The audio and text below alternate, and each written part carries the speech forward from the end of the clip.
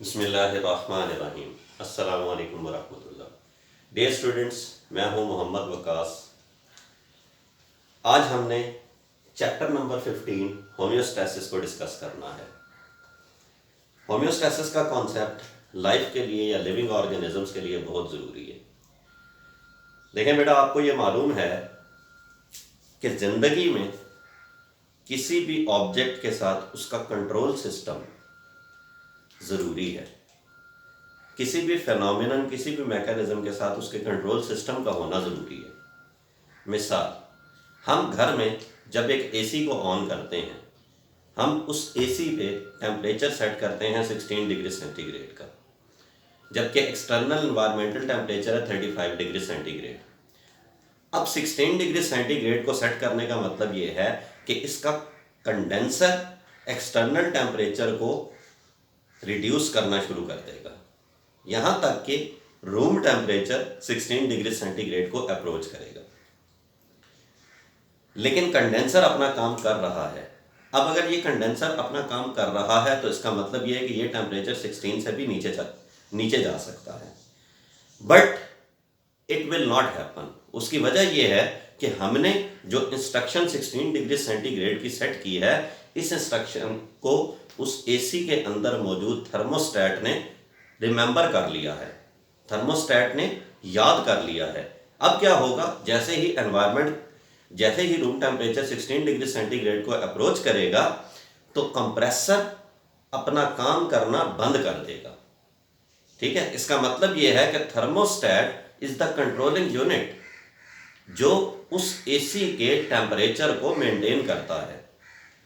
बिल्कुल इसी तरह से आपकी जितनी भी इलेक्ट्रॉनिक डिवाइसेस हैं, तमाम इलेक्ट्रॉनिक डिवाइसेस के अंदर कंट्रोल सिस्टम मौजूद है। इन द सेम वे, इतनी बड़ी लाइफ, इतना organise pattern of the life, इतना organise set of the life जो नेचर ने डिजाइन किया है, तो डोंट यू बिलीव कि इसके साथ भी कंट्रोल सिस्टम होगा? The answer is yes, there is a control system associated with the life. ठीक है, तो अगर मैं सिंगल वर्ड में एक्सप्लेन करूं तो मैं ये कहता हूं कि homeostasis is the control system for living organisms. Homeostasis is the control system for living organisms. ठीक है, और कंट्रोल सिस्टम की अहमियत मैंने आपको एसी के कंप्रेसर और कंडेंसर की वर्किंग से एक्सप्लेन कर दी कि कंट्रोल सिस्टम का मकसद यह है कि उसने डिफाइंड सेट ऑफ वैल्यूज के अंदर मेंटेन करना है अपने टारगेट्स को। फॉर एग्जाम्पल, अगर मैं ह्यूमन बॉडी की बात करूं तो आपको यह मालूम है कि हमारा जो बॉडी टेम्परेचर है वो है 37 degree centigrade. Now if body temperature exceeds above 37 या ड्रॉप्स बिलो 37 डिग्री सेंटीग्रेड, तो हमारे कंट्रोल सिस्टम का यह काम है कि उसने इस 37 डिग्री सेंटीग्रेड के टेम्परेचर को बैलेंस करना है, मेंटेन करना है। In the same way, with in the stomach जो पीएच है that should be from 2 to 3, यानी that should be acidic pH with in the stomach for best activity of the enzymes. अब अगर with in the stomach ये pH disturb होती है, ये pH increase या डिक्रीज होती है, तो हमारे कंट्रोल सिस्टम का ये काम है कि उसने इस पीएच को बैलेंस करना है। ठीक है, फिर water, sugar, salts and many more, बहुत से कंपाउंड्स, बहुत से मॉलिक्यूल्स, बहुत से केमिकल्स जो हमारी बॉडी में एज मेटाबोलाइट काम करते हैं, एज मीडियम काम करते हैं, जिनकी कंसंट्रेशन का नॉर्मल होना इंतहाई जरूरी है। पानी की कंसंट्रेशन कम या ज्यादा हो, हमें प्रॉब्लम होते हैं। शुगर का लेवल इंक्रीज या डिक्रीज हो, हमारा प्रॉब्लम शुरू हो जाता है। इस तरह सॉल्ट्स की कंसंट्रेशन कम या ज्यादा हो तो बॉडी विल सफर।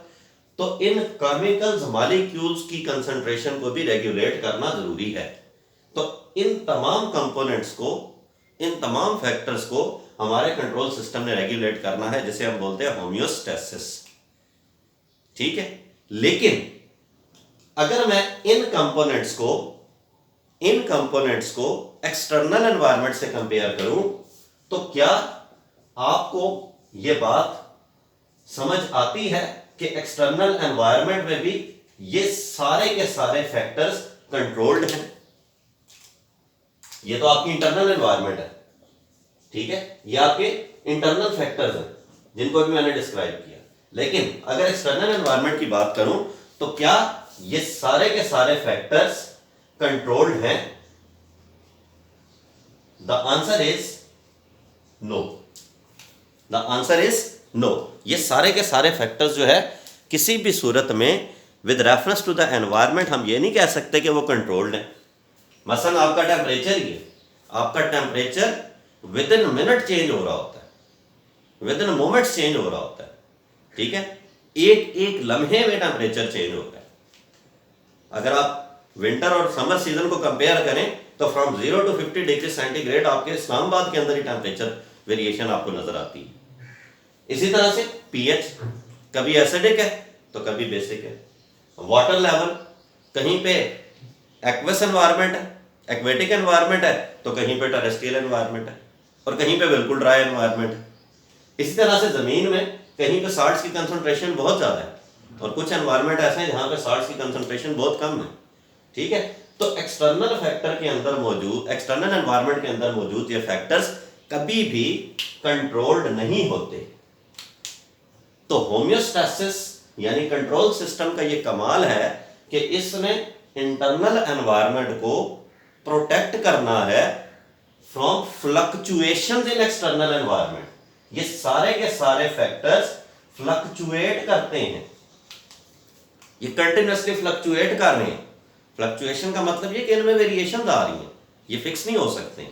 तो ये जो फ्लक्चुएशन अपीयर होती है एक्सटर्नल एनवायरनमेंट में, इसकी वजह से इंटरनल एनवायरनमेंट डिस्टर्ब ना हो। This is the concept of homeostasis.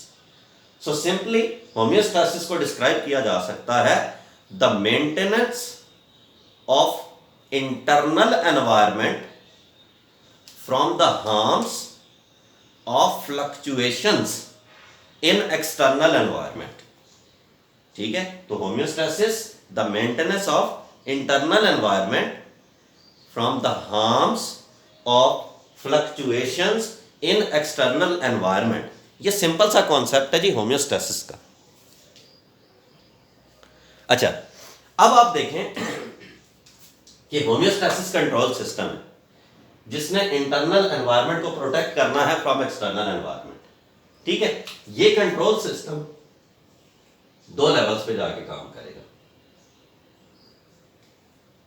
Number 1, ये लिविंग सिस्टम में ऑस्मोटिक कंसंट्रेशंस को बैलेंस करेगा। It will balance the osmotic concentration of living system, ठीक है। नंबर 2, ये होम्योस्टैटिक सिस्टम यानी कंट्रोल सिस्टम हीट या temperature changes of the body को रेगुलेट करेगा, ठीक है। तो होम्योस्टैटिक सिस्टम जिसका main purpose to maintain the internal environment from harm the fluctuation in external environment है, उसने दो लेवल्स पे प्रोटेक्शन प्रोवाइड करनी। नंबर 1, ऑस्मोटिक कंसंट्रेशंस को रेगुलेट करना है। नंबर 2, हीट और टेम्परेचर चेंजेस को रेगुलेट करना है। तो जब ऑस्मोटिक कंसंट्रेशंस को रेगुलेट करेगी body, this phase of homeostasis is called osmoregulation। इसको बोला जाएगा osmoregulation, ठीक है भाई। तो यह बात अब आपने याद रखनी है कि when the homeostatic system is regulating osmotic changes of the body, the concept is called osmoregulation, ठीक है भाई। और जब होम्योस्टैटिक सिस्टम टेम्परेचर या हीट चेंजेस को रेगुलेट करेगा तो इस कॉन्सेप्ट को थर्मोरेगुलेशन का नाम दिया जाएगा, ठीक है। It will be given the name as thermoregulation. Therm कहते हैं बॉडी टेम्परेचर या बॉडी हीट को, ठीक है भाई। तो अब हमें यह मालूम हुआ कि हमारा जो होम्योस्टैटिक कंट्रोल सिस्टम है ये हमारी बॉडी को दो लेवल्स पे जाके मेंटेन करता है। Number 1, it maintains the osmotic concentration, and number 2 it maintain heat or temperature changes. ठीक है, तो osmoregulation, the maintenance of osmotic concentrations in the body with reference to external environment is called osmoregulation. जबकि thermoregulation पे आ जाए, the maintenance of heat or temperature changes of the body from fluctuations in external environment is called thermoregulation. ठीक है भाई, अगर हम osmoregulation की बात करते हैं तो ऑस्मोटिक कंसंट्रेशंस, और आपको ये मालूम है कि ऑस्मोटिक कंसंट्रेशंस को अगर हम डिफाइन करें बॉडी में तो हम हमेशा with reference to water potential with in the body osmotic concentrations को डिफाइन कर सकते हैं. वाटर पोटेंशियल कम है या वाटर पोटेंशियल ज्यादा है, उसके accordingly osmotic concentrations of the body would be explained. ठीक है, उसके अकॉर्डिंगली बॉडी की ऑस्मोटिक कंसंट्रेशंस को या ऑस्मोटिक पोटेंशियल्स को एक्सप्लेन किया जा सकेगा. ठीक है, सो वाटर और उसके साथ जो डिजॉल्व्ड सब्सटेंसेस हैं, ठीक है, इनको हम रेगुलेट करते हैं थ्रू ऑस्मोरेगुलेशन. जबकि जो हीट है या एनर्जी चेंज है, इसको रेगुलेट किया जाता है वाया थर्मोरेगुलेशन. ठीक है भाई, तो ये आपके पास एक बेसिक सा इंट्रोडक्शन है विद रेफरेंस टू होम्योस्टैसिस. अब इसमें ऑस्मोरेगुलेशन और थर्मोरेगुलेशन को इन डिटेल इस चैप्टर में हमने डिस्क्राइब करना है. ठीक है बेटा, ये जो टॉपिक है ये आपका एग्जामिनेशन पॉइंट ऑफ व्यू और anti test point of view से बड़ा इंपॉर्टेंट टॉपिक है. इस टॉपिक से शॉर्ट क्वेश्चन भी पूछे जाते हैं, बेसिक डेफिनेशंस पूछ लेंगे और एमसीक्यूज भी पूछे जाते हैं. बाकी डिटेल इंशाल्लाह हम नेक्स्ट लेक्चर में डिस्कस करेंगे. अल्लाह हाफिज.